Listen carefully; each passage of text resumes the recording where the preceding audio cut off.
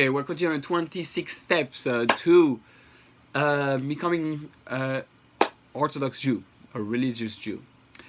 So how? We're number 10, and what's the question is, what's the difference between the Orthodox and or other forms of Judaism?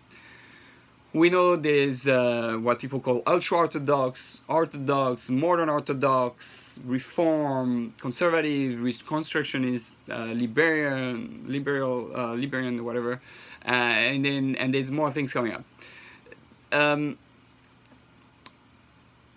Judaism didn't have any of those. Judaism has nothing, should not be labeled by any of those, because it's very simple. We just end up making it too complicated.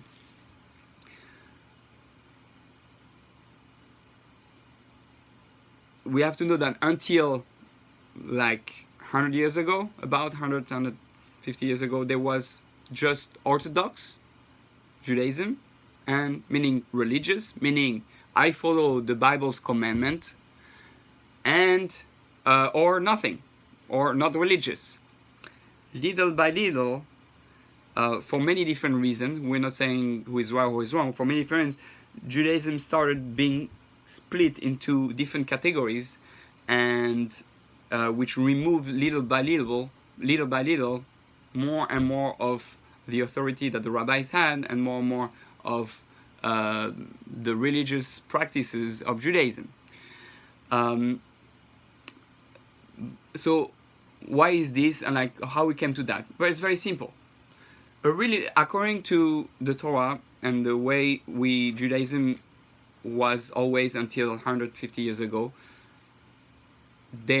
if you believe that the Torah is from God, and the way it has been always told that the rabbis have a certain authority also, because God said in the Torah you should follow the rabbis of your generation.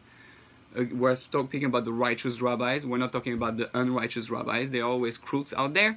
But the righteous rabbi of the Torah, who follow the Torah, have been empowered, and that's all the rabbis of the Talmud and all that, have been empowered to direct the people and guide the people, and with God's guidance, so to speak. Meaning, not that they're prophets, but God inspired them unconsciously to follow the way that the world is supposed to go and direct its people in the right direction. So we have, in a way, the religious Jews, the Jews who believe the Torah is from God and wants to come close to God, and all the commandments are tools to come close to God.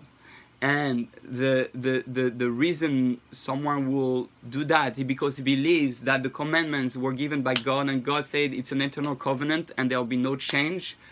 And we believe that everything that is there is not time bounded, meaning it was for every generation until eternity. If God gives a commandment, it doesn't get, there's no expiration date, unless He Himself, God, comes just like at the beginning and tells you, okay, now there's a new arrangement, a new covenant. Not through a human being like Jesus, or not like through anything. The same way God came Himself and said, this is the Torah and this is what you have to follow, then the same God, obviously only God, will come and say, no more, or this is a new stage. But we never had that. Okay? And that's what a religious Jew is. This is what a Jew is. A Jew is someone who follows the 613 commandments of the Torah and believes that the rabbis have who follow the Torah also have the power to bring certain rules and certain protections, certain guidelines in order to continue throughout the generations. All the other branches of Judaism are branches that came and said, no, the rabbis don't have that much power, or that you only have to do what it says in the written Torah, not in the oral tradition like the Talmud, or the Torah is not really from God, it was inspired by people who were close to God and written down to give us knowledge and guidance by so for example, or by people who just want to be connected to a culture, Jewish culture from Israel or something, to belong to a nation. So all I have nothing against those people. We should not have nothing against those people. I love every type of Jew, whether he's Reform, religious, not religious, it doesn't matter. But we have to keep Judaism to what it is. Judaism means I have 613 commandments. There are 613 commandments. There is a spiritual connection, and we're here for a reason. We're here because we're Jewish people. We all converted to Judaism, and we decide to be the Jewish nation who is supposed to be a light into the nation. This is what Orthodox Judaism claim to be. Now, there's a lot of failure within Orthodox Judaism in terms of having good rabbis, having good people, leading by example, doing all the commandments. And all this is written in the Torah already, in the prophets already as a prophecy that we're gonna fail many times and we're gonna go away from God and God is gonna bring us back. There's gonna be wars, punishment, At the end of the day, we are here and we still have the religious people who follow the 613 commandments for the past 3,500 years, and we still do the same thing. My personal belief why we have all these other forms of Judaism, which don't follow the 613 commandments and the rabbis, is because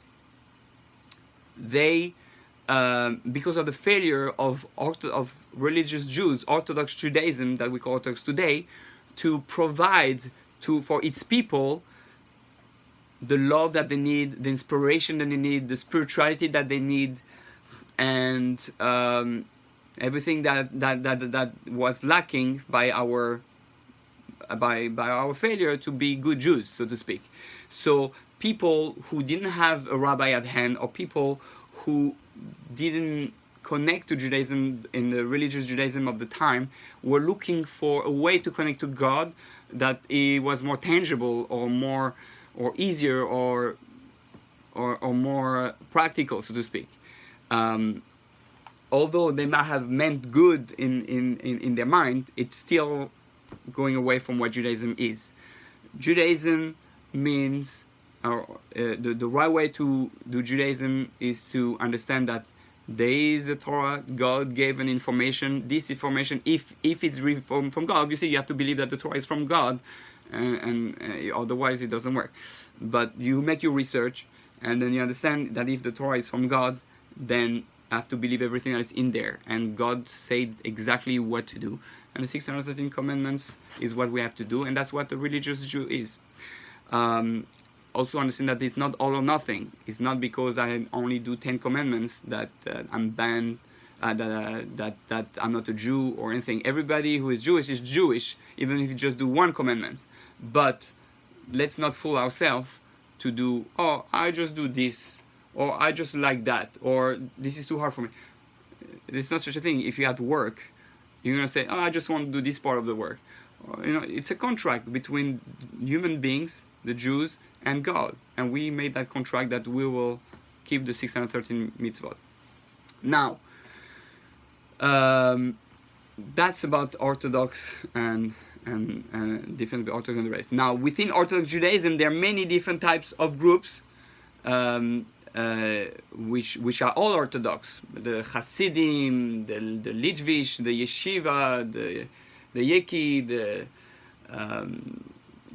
what we have the Nanach, which is also Hasidic Lubavitch, modern Orthodox. All those are different groups of more modern, recent different groups that different shape of Judaism, but they all follow the 613 commandments, but in their own way, with their own taste, and that's completely acceptable.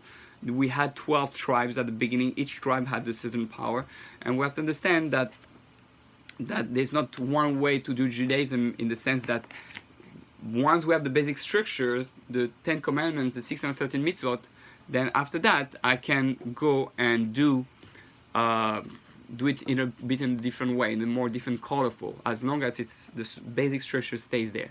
So we're gonna sing, but one is gonna sing this way, one is gonna sing this way, or we're gonna cook for Shabbat, and one is gonna cook this way, and cook this way, and we are supposed to use the flavors of this world, the different things from this world, to serve God. So someone is gonna shake when he prays, someone is gonna stay still and meditate when he prays. Different things, and they are all valid and beautiful in their own way.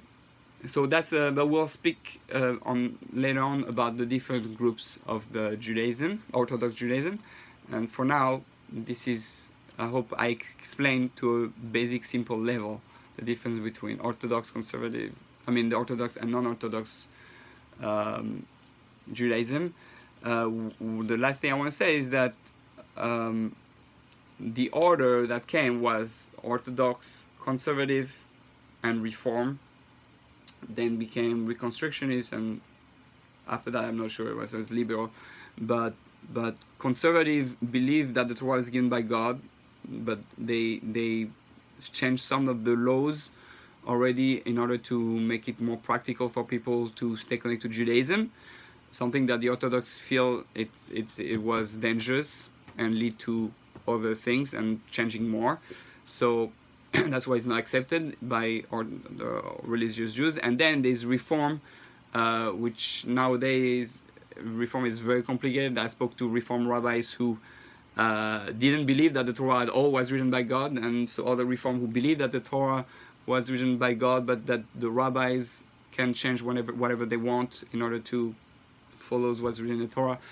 Many different shades. Today is very hard to distinguish, but at the end, like I said, the basic way to understand Judaism is that the Torah is given by God, and if it's really given by God, then we have to follow what it says. Very simple. Alright, I hope that was helpful, and we shall continue very soon.